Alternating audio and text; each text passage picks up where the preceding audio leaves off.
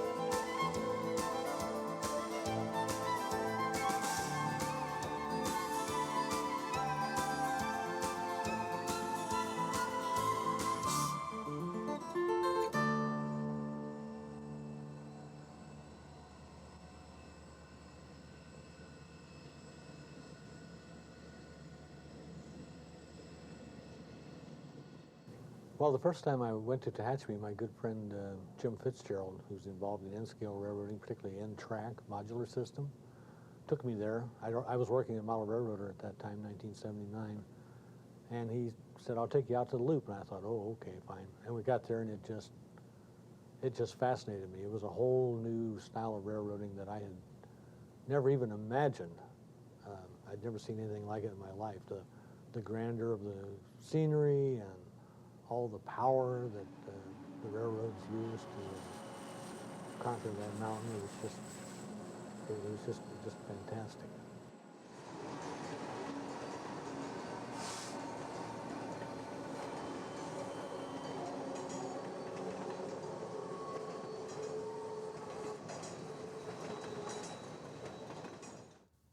Part of Tehachapi's mystique lies in the fact that owner Southern Pacific shares the line with the Atchison, Topeka, and Santa Fe Railway.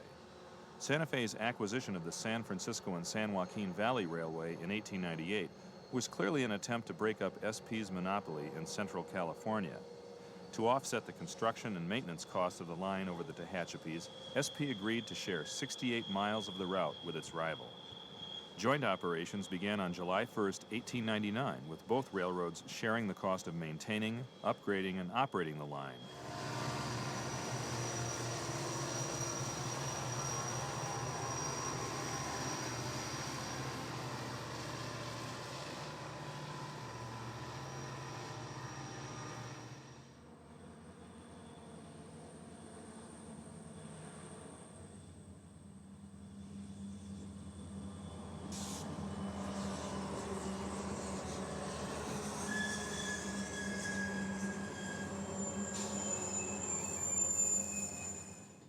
In 1995, Santa Fe merged with Burlington Northern, and UP acquired SP a year later. For simplicity's sake, we'll refer to both railroads by their pre-merger names.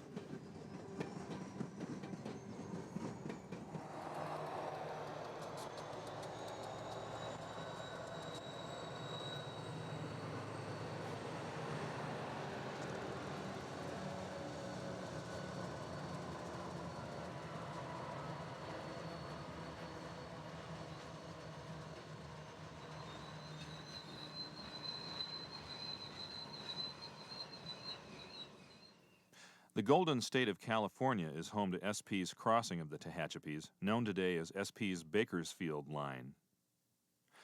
Following the path of the line's construction in the 1870s, our story begins at Sandcut, 12 miles east of where Santa Fe trains enter the Bakersfield line at Kern Junction. From there, we'll travel 10 miles to Caliente, where the tracks make a sweeping horseshoe curve before heading up the north slope of the Tehachapis. We'll continue to follow the timetable east to Bealville and Woodford before reaching the world-famous Tehachapi Loop at Waylong. Then we'll follow the line through the rugged Tehachapi Canyon Narrows through Marcel before reaching the pass's namesake at Tehachapi. After cresting the grade at Summit Switch, we'll continue down the south slope of the mountain through Monolith and Cameron before winding up our story at SP's terminal in Mojave, California. If it wasn't for the Bakersfield line, Sandcut would be little more than a wide, albeit sandy spot in the middle of the road. In 1853, the odds were 4-1 that SP's route through the Tehachapis would be built here. At that time, a government party of engineers had explored 5 passes through the mountains. In the end, Tehachapi got the nod because of the gradient and ease of construction.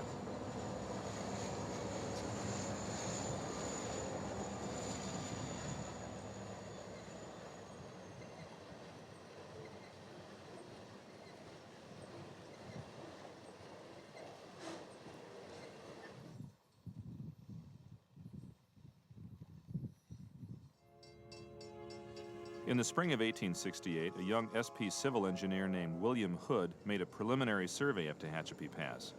He and his team ran a 2.2% grade down the north slope of the mountain to a spot 3 miles south of the present-day site of Bena.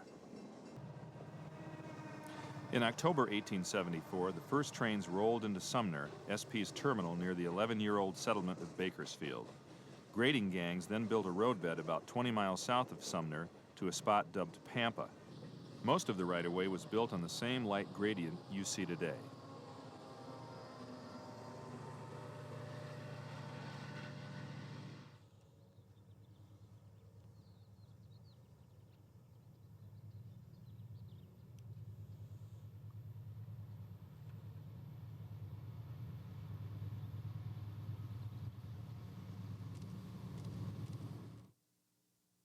Trains weren't the only things moving quickly on the new route.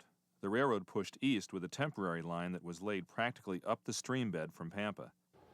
This was done on the orders of General David Colton. He was already counting the money to be made from a town site east of Pampa on Caliente Creek, dubbed Allen's Camp.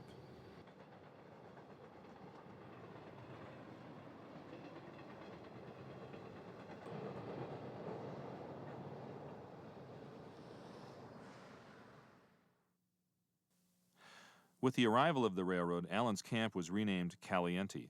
For more than a year, the town thrived as SP's eastern terminus, the railhead where passengers from Bakersfield transferred to stages for the 98-mile journey across the rugged Tehachapi Mountains. As Colton had predicted, the price of land along Caliente Creek went through the roof. And why not? All anyone had to do was look at the mountains to the east to buy a clue. Clearly, the railroad wasn't going anywhere for a long time.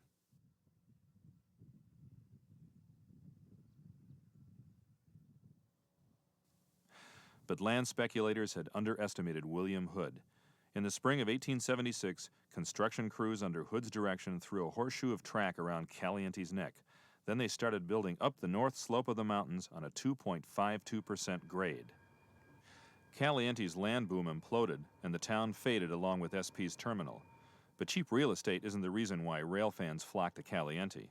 The thing I'll remember most about Caliente is you can stand down in the valley below Caliente a little ways, and if a train's coming up from Bakersfield, it'll come in on your left, go through the horseshoe curve at Caliente, come back up on your right, and about the time the lead engines are on the track above you, maybe a couple hundred yards up on your right, then the mid-train helpers are on your left about the same distance away, and it's like you've got on a pair of earphones and you're getting a stereophonic diesel sound, and that whole valley just rocks with because those engines are just pulling for all they're worth to make it up that hill. That's where the railroad transitions basically from a 1% to a 2% grade, and it really gets serious from Caliente on up to Tehachapi is basically 2% more or less all the way.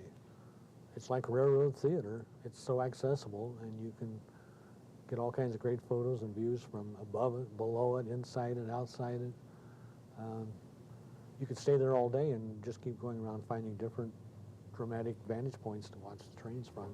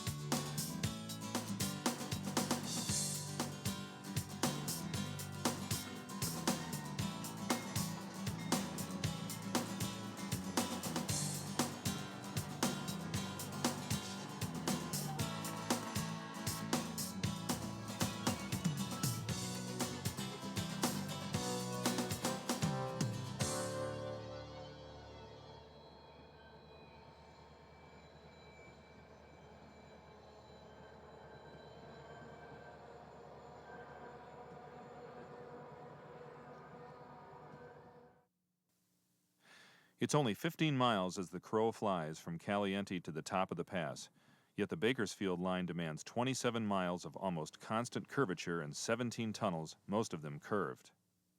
The stretch from Caliente through Cliff was the worst.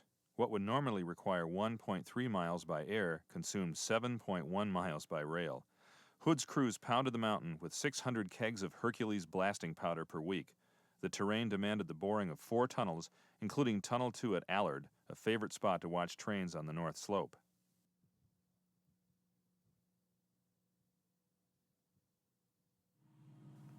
Establishing the terminal at Caliente in 1865 had long been a bone of contention between General Colton and William Hood. The quick profits made by Colton and others came at the expense of the SP, which was forced to build up through the lower Caliente Creek Narrows.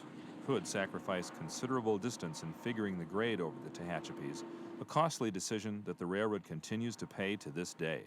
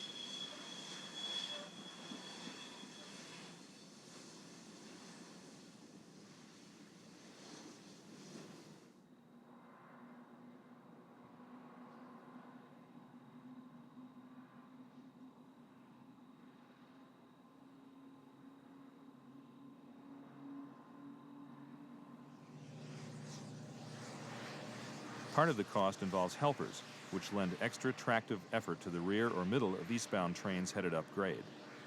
SP helpers are added to eastbound trains at Bakersfield and often continue past Mojave to West Colton Yard or Los Angeles. On the other hand, Santa Fe helpers are usually turned back at the top of the pass at Summit Switch.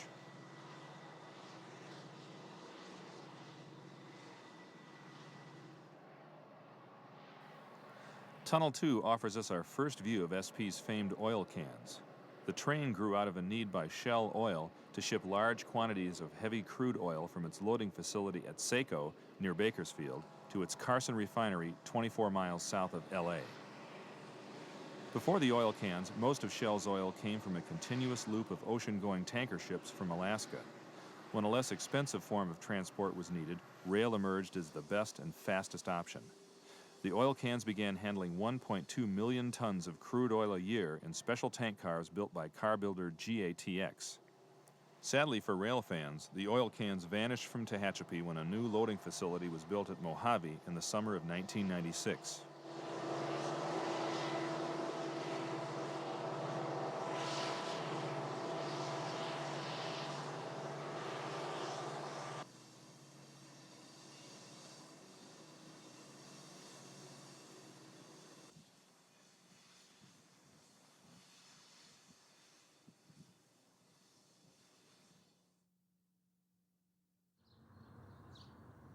Much of the effort SP put into building the railroad between Allard and Cliff was undone on July 21, 1952. At 3:52 that morning, the line was battered by an earthquake with a force of 7.5 on the Richter scale. Little evidence of the quake can be seen today at the west end of Tunnel 5, but that morning, the White Wolf Fault sliced through the other end of the tunnel. The blast pushed in 200 feet of Tunnel 3's heavily reinforced sidewalls, shattering the tunnel arch. Like a monster fist pounding on a table, the quake bounced Tunnel 4 several feet closer to Tunnel 3. 500 feet of rail inside Tunnel 5 was badly contorted and never found. Nowhere in America had such a critical rail route been crippled so fast and without warning.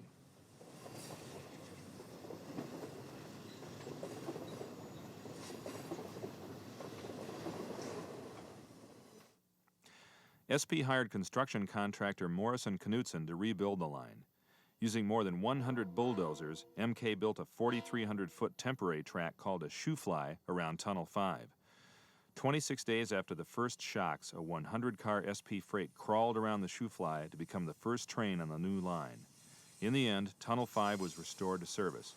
The total cost of the project was estimated to be $2.5 million, considerably more if factored in today's dollars.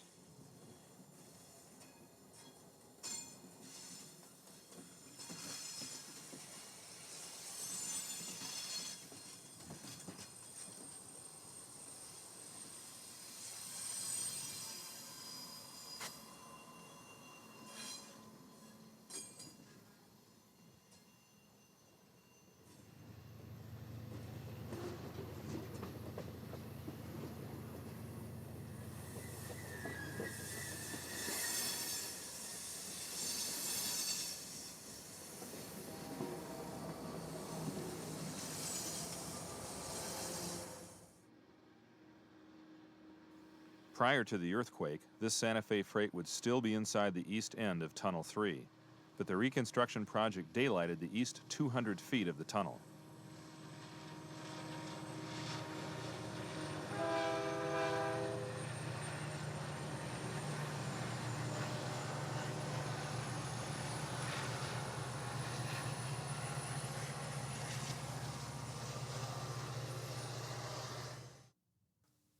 Although Tunnel 4 was abandoned, a portion of the old liner survives as a retaining wall. And while the "Rest in Peace" painted on the wall at the west end of the bore is meant as a joke, it also offers testimony to the fragility of human engineering in the face of nature's fury.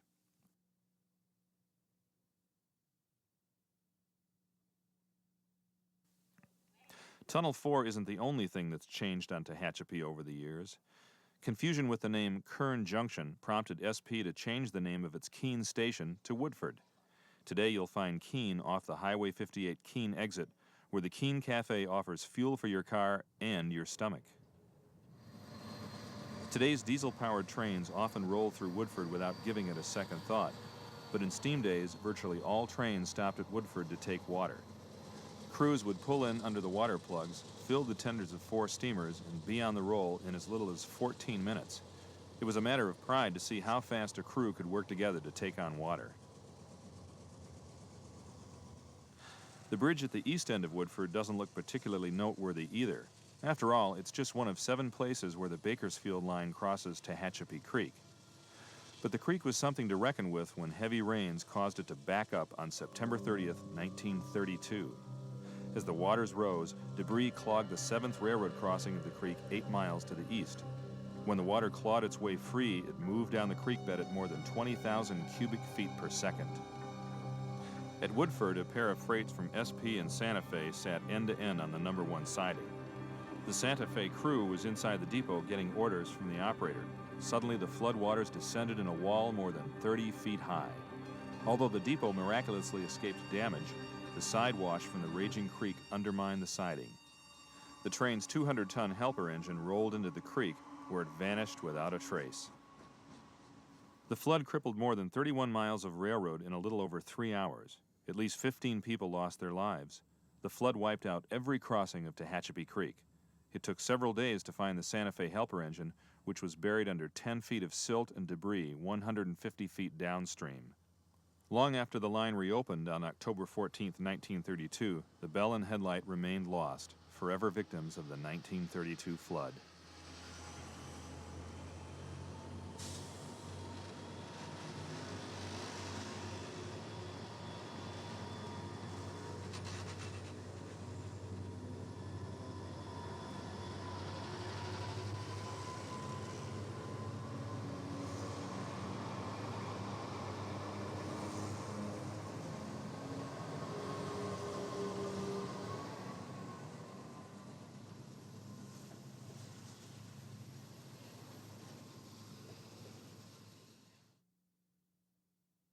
No single place portrays Tehachapi like the Loop. William Hood described it as just a common sense plan. It's a modest evaluation of the engineering marvel found between tunnels 9 and 10. Now, what can you say about the Loop? It's one of the greatest railfan spots in the world. To me, what's fun about the Loop is the fact that it's sort of a crossroads of the railfan community worldwide. I've met model railroaders up there from Australia, Japan, New Zealand, people from all over the United States. It's just a wonderful place to meet people. It's almost like an international outdoor coffee bar of some sort, where you meet people who share your interests. When I was about 6 or 7 years old, my family and I came across the Loop on an old steam engine, the kind where you could walk out between the cars and stick your head out and feel the cinders off the train. So ever since then, I've been coming up here. And now, for the last few months, we probably came up here about once a week.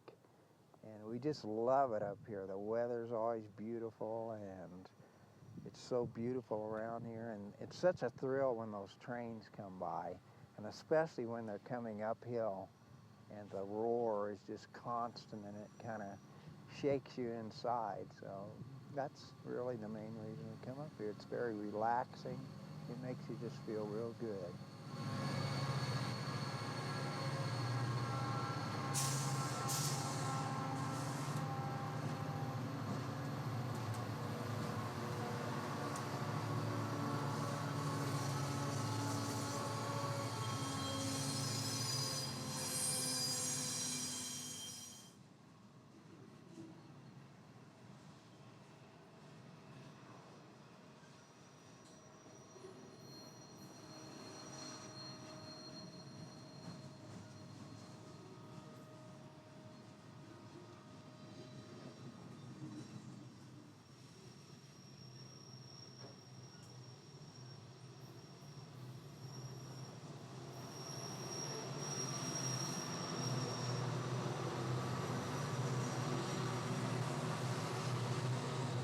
Well, when I was growing up in London, England, a teacher gave me a book on railways, and one of the pictures was a steam locomotive going around the Tehachapi Loop, and it was considered one of the wonders of the engineering world as far as railways was concerned, in just the fascination with it. And I came out here with my folks about 15 years ago, and of course, naturally, you got to come up and check it out. And last time I was in London, you know, it's all diesels, and obviously the locomotives in England are a lot smaller than they are here, and so the engines here are a lot bigger because you've got a lot more terrain to cover and a lot more places to go.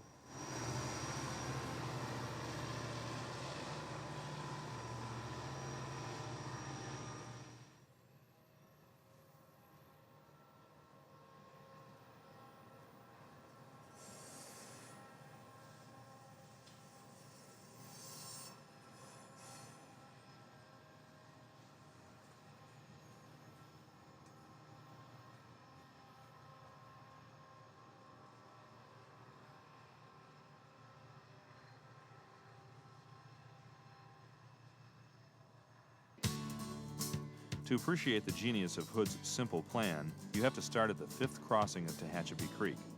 From Woodford, the railroad leaves the creek bed to make its approach to the west end of the loop.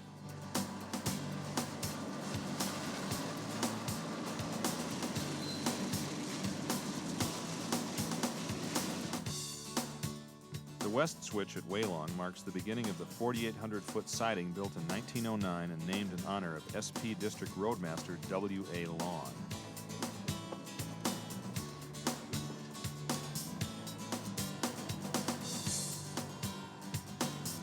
From the east portal of Tunnel 9, the railroad twists around the crest of a hill and back over the tunnel in a 360-degree circle.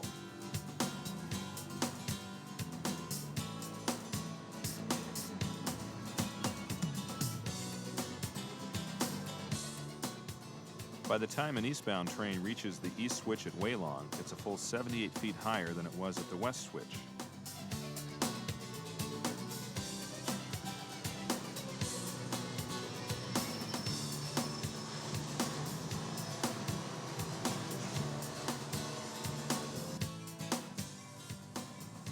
When an eastbound finally reaches the west portal of Tunnel 10, it's in line with the easy gradient to the summit.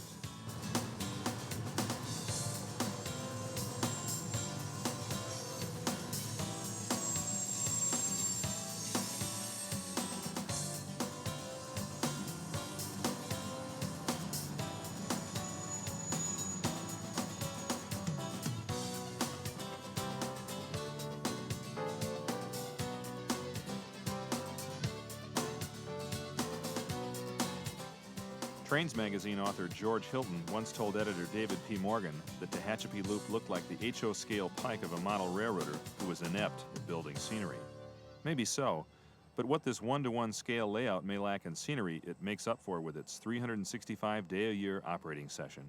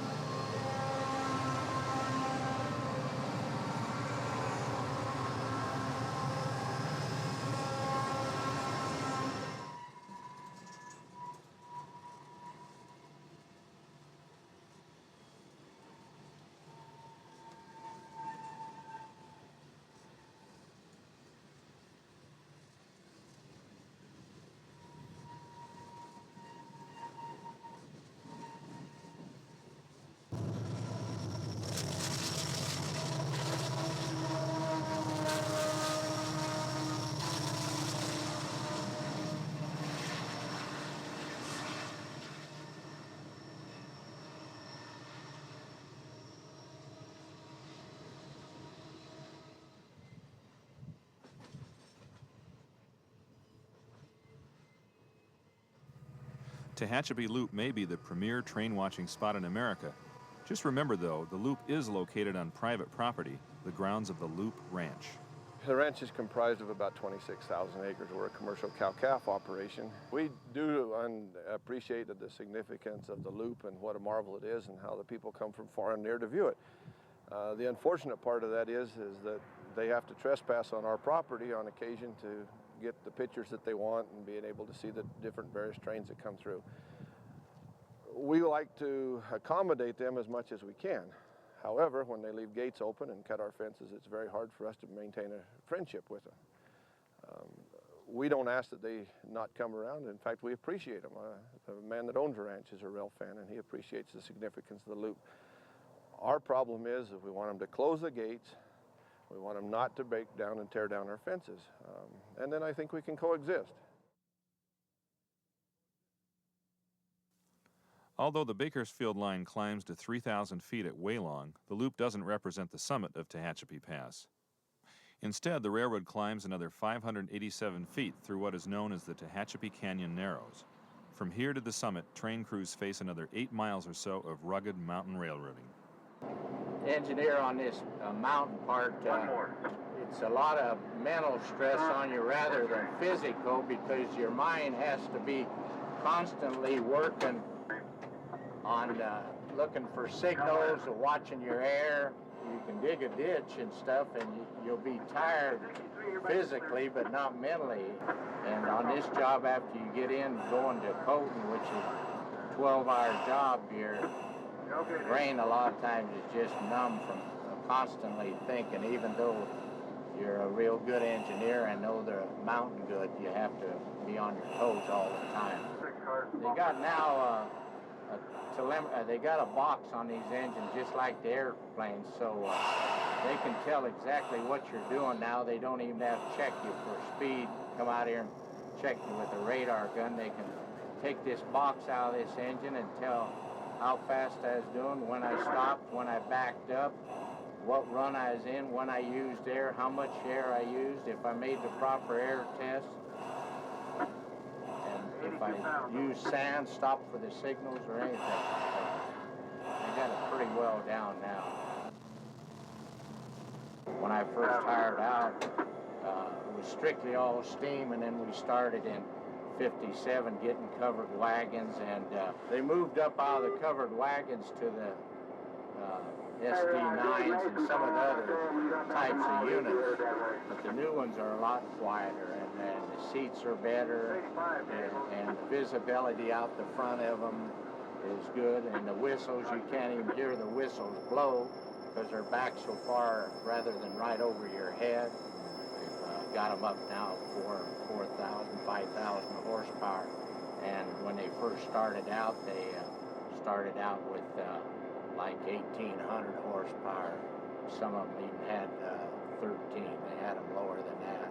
The thing that's going to impress any native Midwesterner like myself is the power that they load on the trains out there. It's typical to see 5 or 6 locomotives on the front, which is something we rarely see around here, maybe 3s, 4's the limit, and then 5 or 6 more in the middle, and then 1 or 2 pushing. So you got 12, 15, and I've seen 20 locomotives on a train out there. So it's just the railroad versus gravity, and the only way the railroad can win is just to pile on the horsepower until they overcome it. And it's quite an impressive show of just brute force conquering nature.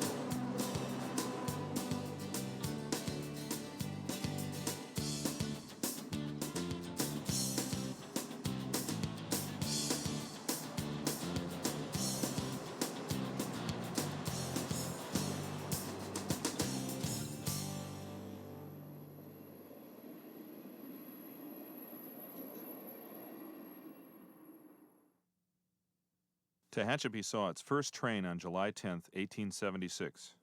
Residents of the nearby town of Greenwich literally picked up their homes and moved them closer to the station testament to SP's importance to the region at the time.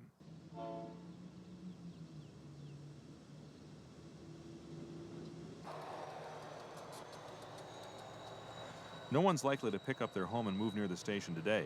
Nonetheless, it's a fine place to catch a parade of westbounds headed downgrade to the loop first thing in the morning.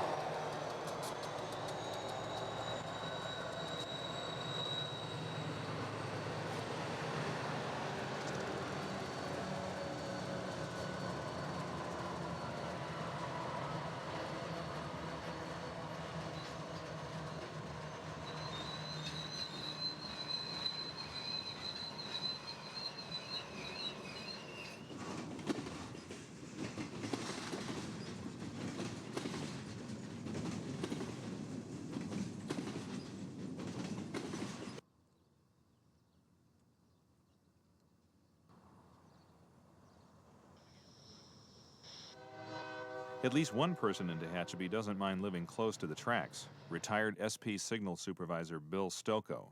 Stocco turned his career into a hobby when he began preserving railroad signals and the related hardware. But Bill isn't content simply to collect old signals. He actually operates them. Well, as far as the collection started, about 1965, I started out by collecting date nails and progressed on with locks, keys, lanterns, dining car china, and that kind of stuff, just whatever was available, and maintained quite an interest in collecting. I worked 40 years for SP from 1949 to 1989. So the lifestyle of railroad is what I was involved with the whole time, and I collected just frequently anything that was available that was headed more or less for obsolete or scrap status. That's a Style S 3-position upper quadrant semaphore at ex-Santa Fe signal, and came from their area around Port of Chicago, Martinez area. It was a bridge signal, that's why it's a short. And I've added to it a Northern Pacific light type indicator, a Union Pacific number plate, and even installed a Rock Island lock on it. The spa area is my wife's and also the home of her cat. And I do have the 2 Santa Fe caboose markers wired up to where we can light them up. And also the interior light is the old Harriman style passenger coach light with the tulip milk glass shade and the cast iron base and the brass collar on it. Octagon frame wigwag is the proper name for it out of the book, although signal department men called it a peach basket.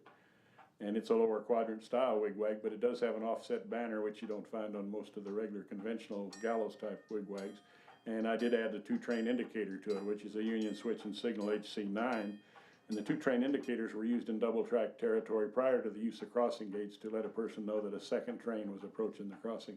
Well, that signal's a Griswold rotating banner flashing light signal is what it's called in the book. The time I got it, it was replaced by crossing gates down in the LA area, and it had just been used as a flashing light signal. The stop sign and the floodlights had been removed years ago. It does have the federal yellow and black stop sign, which originally came out with them. In later years, the railroad changed a lot of them to red, but the original specifications called for the federal yellow and black.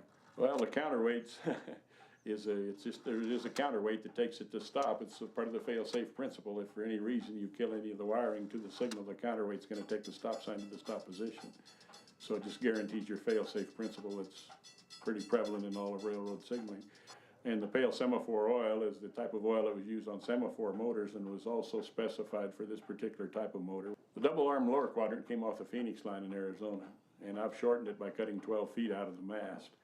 I also put it on a single case rather than a double case, and it's still 17 feet tall, but I didn't need it to be 33 feet tall in the backyard. You can do that and shorten a signal without getting away from prototype, because the railroads did that in some cases to see them either through a tunnel or underneath an overpass.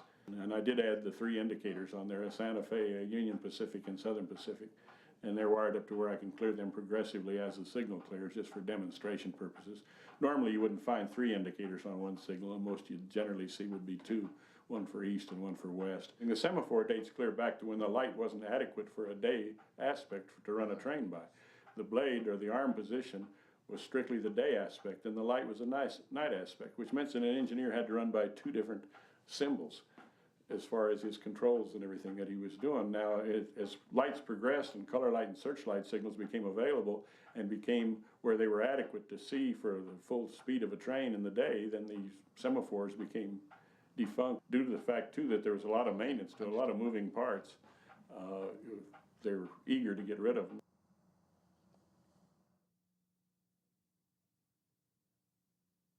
Two miles from Tehachapi is Summit Switch, the spot where SP construction crews reached the top of Tehachapi Pass in August 1876. Today, Summit Switch is a place for eastbound trains to stop and drop off the helper engines that have brought them here, 4,028 feet above sea level.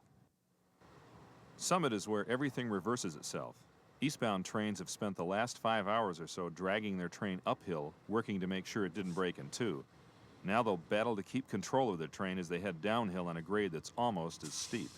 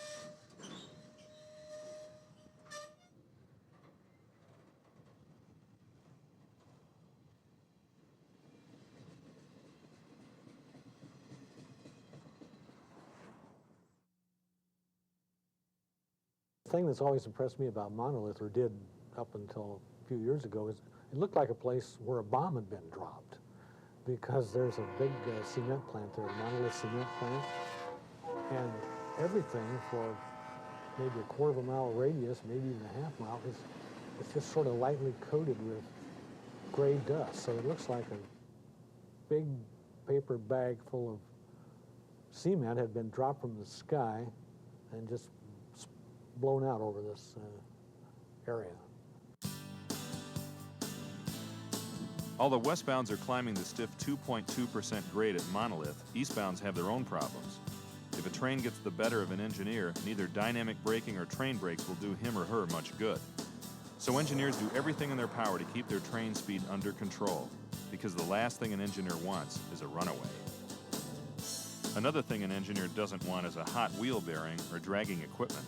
Both can cause problems, including derailments. In times past, the operator at Monolith made a visual inspection of passing trains, known as a roll-by. If a problem was spotted, the operator dropped a lit fusee, telling the crew on the caboose to stop the train. But at milepost 363.8, modern technology has made operators and cabooses obsolete.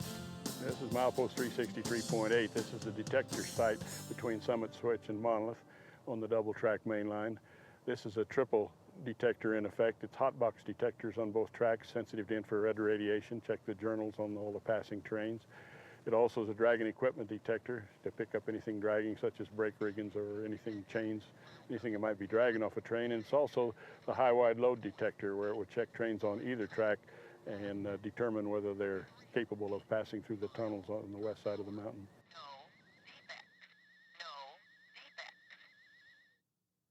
This is the Cameron crossover, which lies about halfway between Mojave and Tehachapi. There's a difference in the operation each direction here. From here toward Tehachapi, we're a double track automatic block, signal for right-hand running. Between this point and Mojave, the south track is centralized traffic control, designed for running in either direction, and the north track is automatic block signal system, westbound only. There's a spring switch crossover here to divert westward traffic from the south track to the north track if that move is decided on. Eastbounds through Cameron face another problem. Engineers have to start pinching down the train speed for the 25-mile-an-hour descent to Mojave, and there aren't as many curves on this side of the mountain to hold train speeds down. As a result, eastbounds require a perfect balance of train brakes and dynamic braking.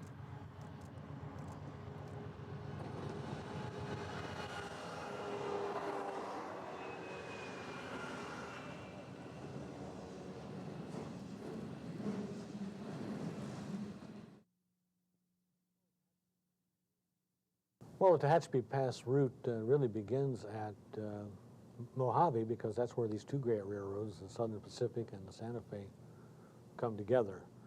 The Santa Fe has running rights over the Southern Pacific and has had since 1899. The SP's coming up from Lancaster, Palmdale, Los Angeles, and the Santa Fe's coming across the desert from Barstow, and that's where they come together. Mojave Yard doesn't see near as much action now as it did years ago.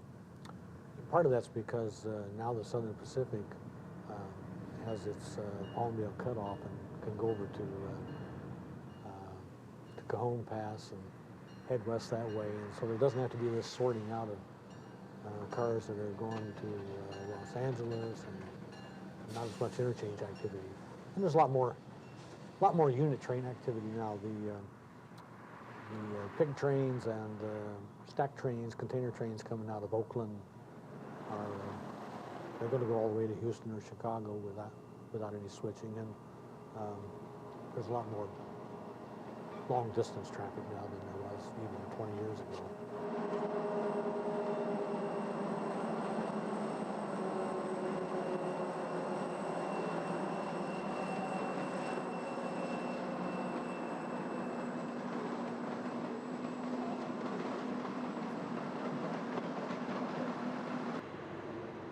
Unit coal trains like this eastbound were unthinkable when SP construction crews reached the present-day site of Mojave on August 8, 1876. When the railroad established a terminal here, the town quickly became an operations hub.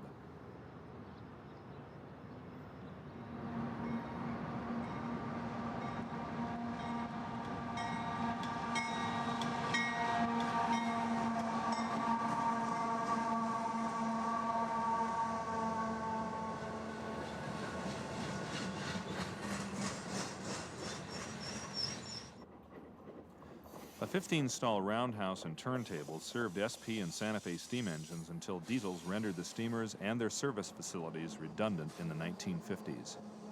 Today, Mojave's operations hinge on a pair of interlockings, one at each end of the yard. This is East Mojave, and this is the junction point of the Santa Fe and the Southern Pacific. The Santa Fe coming in from Barstow and the Southern Pacific from Palmdale and the Los Angeles area. This complex here has 8 power switches, 3 crossovers and 2 single switches, and the associated signals. Previously it had been an interlocking. It's now on the Southern Pacific CTC machine and controlled from Denver, Colorado.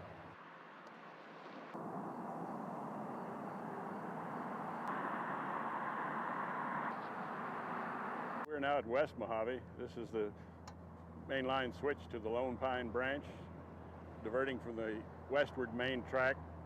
At this point, we have 2 tracks on the main line extending west, the north track being automatic block westward only, and the south track being centralized traffic control. It cleared to Cameron, so it's signaled for running in either direction on either track to Cameron from here, which is 10 miles distant.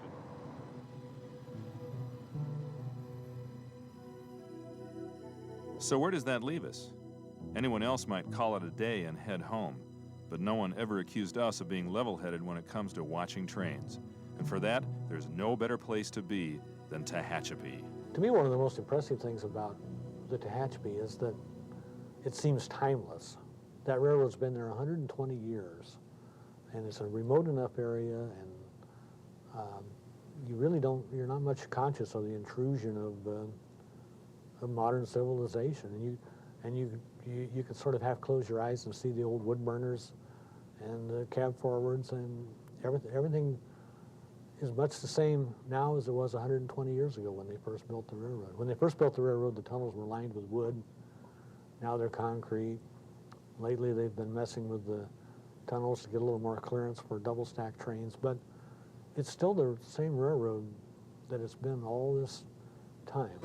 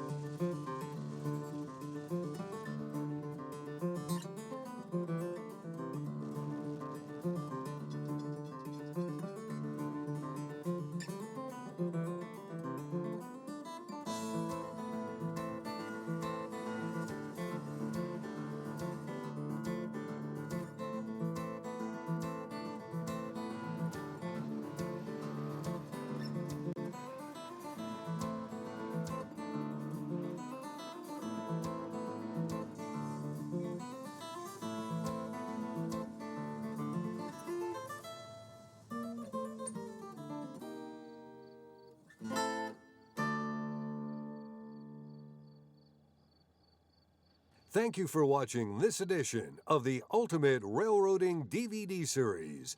Look ahead to future installments as together we rediscover the past, present, and future of the world of trains around us.